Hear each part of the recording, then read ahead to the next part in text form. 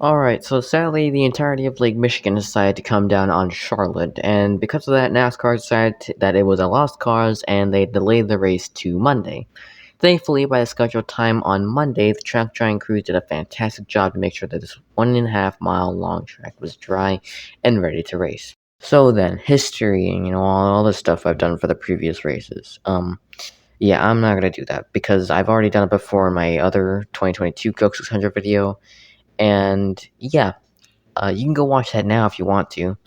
Um, anyway, assume that you've just watched that video or you don't care. For the final time, I will set the scene.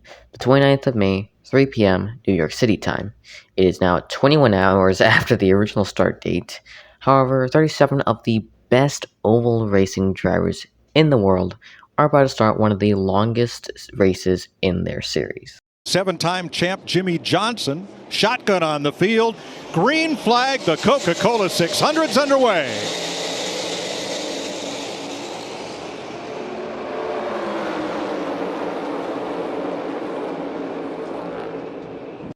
Off the start, it was the 24 of William Byron out front by quite the margin, until Hamlin, last year's Coke 600 winner, got past the 4 car of Kevin Harvick. And then Hamlin passed William Byron and checked out. However, by lap 31, the 20 of Christopher Bell got up to second and passed Hamlin. And Bell would lead the field until a competition caution, where William Byron and Ryan Blaney, thanks to good pit stops, would line up on the front row for the lap 42 restart.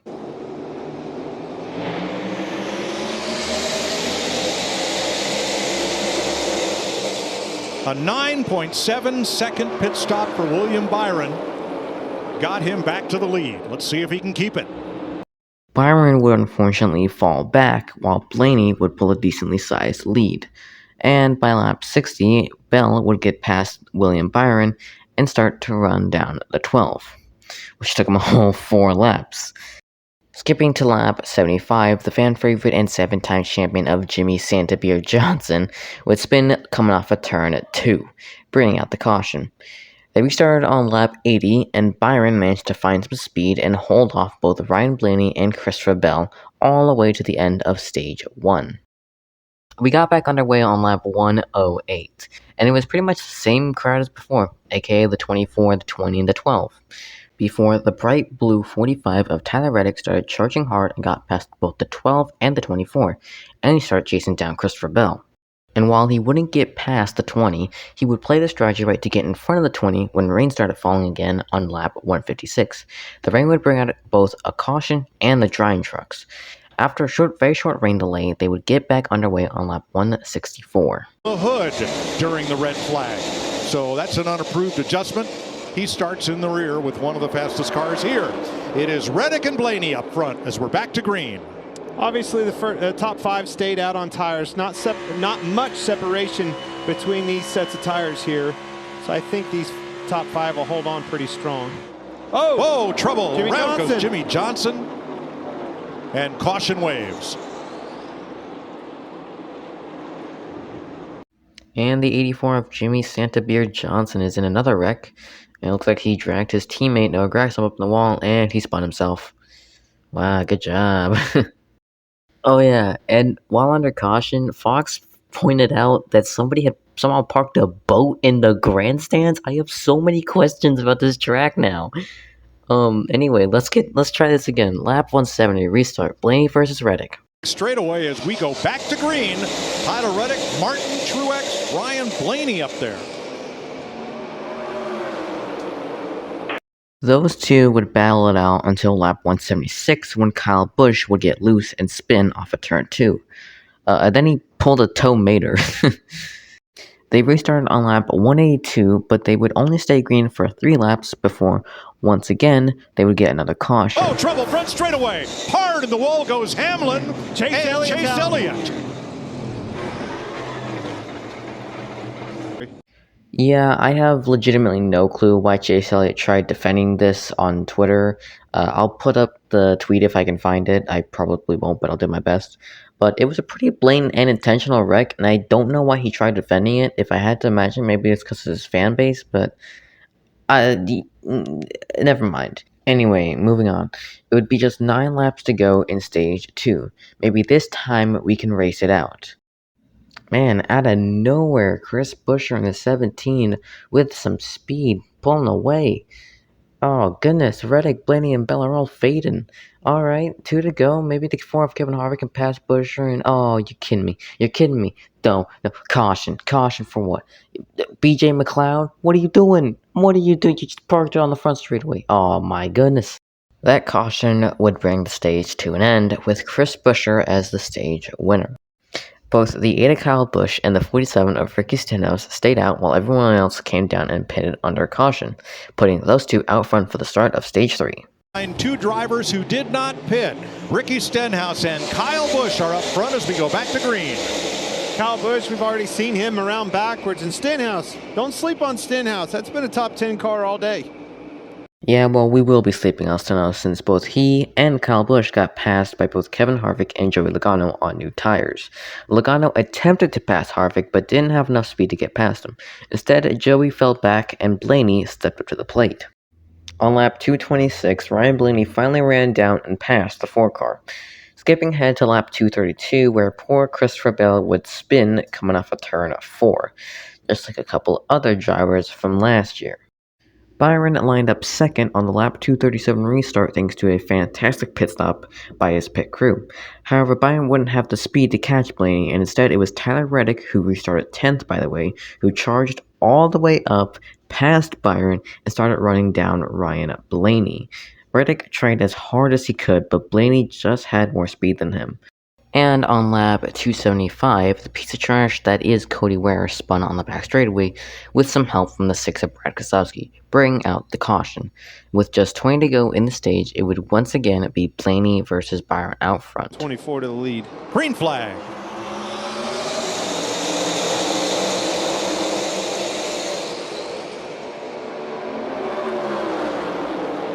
Blaney pretty quickly got past Byron and took back his lead. Then Tyler Reddick got past Byron. Could he run Blaney down and win the stage? Of course not. Ryan Blaney would hold on and nab the stage 3 victory. It would be the same front row as the last restart for the start of stage 4. Bowman the top 10. Byron's picked up a total of 15 spots in the pits today, every stop under 10 seconds, including their 3 fastest stops of the year today. That's why they call it a team. It takes everybody to get the job done. Well, they got him the lead, but again, here comes Blaney trying to take it away on the very first lap under green. On lap 309, the 45 once again got past Byron and started chasing down Blaney.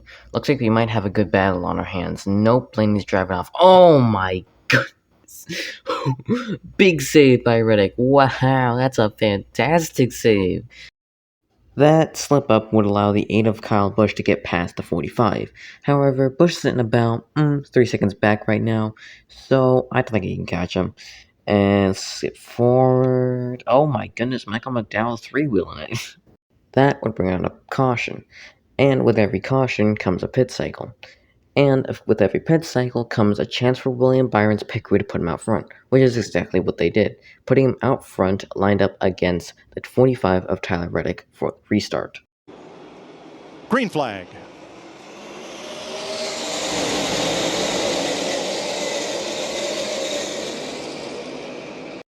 For once, William Byron actually managed to not get passed on the first lap, and in fact, Tyler Reddick quickly got passed on the first lap by both Kyle Busch and Kyle Larson, running second and third, attempting to run down Byron.